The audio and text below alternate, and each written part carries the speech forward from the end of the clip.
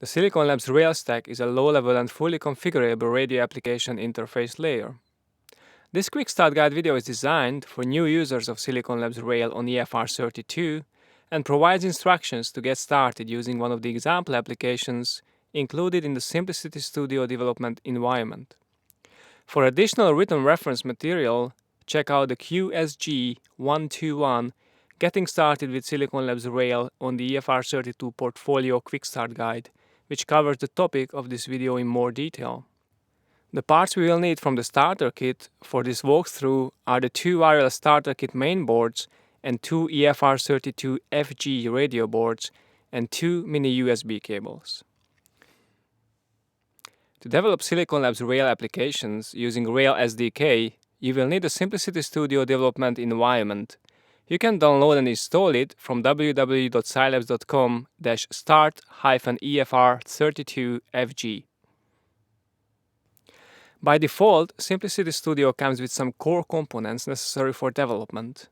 The real substance of the Simplicity Studio application is provided in the packages available from the Simplicity Studio update site. At first startup, Simplicity Studio will prompt you to select packages to add. For the EFR32 devices, select the wireless package.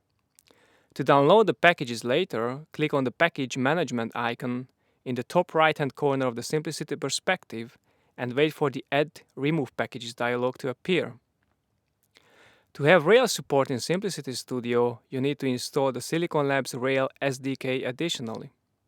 This SDK supports development using proprietary radio protocols. It incorporates a collection of libraries, including the Rail API libraries, which you can link to your application. It also contains software examples and their pre-compiled binaries.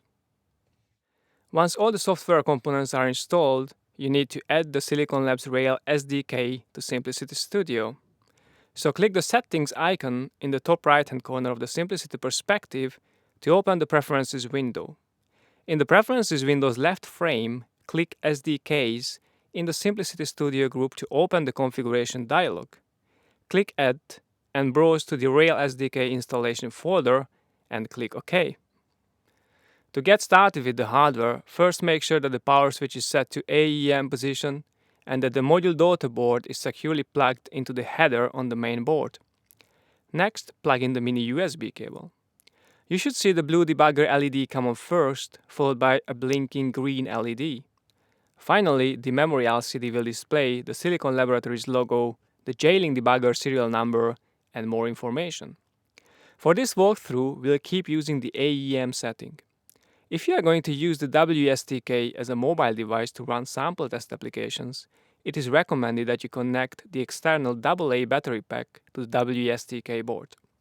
The coin cell battery will not have enough power to do long-term testing using sample applications like range test and rail test. To run an example application, first you have to flash it to the EFR32. In the Simplicity perspective, click on the Demo style. Select the Silicon Labs Rail Simple TRX sample application for EFR32 demonstration. Select one from the Action drop-down list and then click Finish. The image will be flashed and will start running on the WSTK.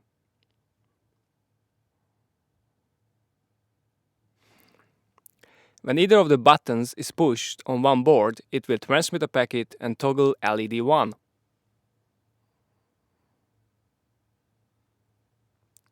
When the other board receives the packet, it will toggle its LED 0.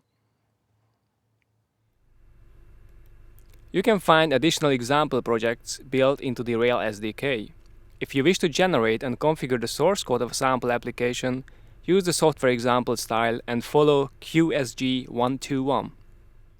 Hopefully now you've obtained some familiarity with the development kit and the associated software tools for flashing and testing.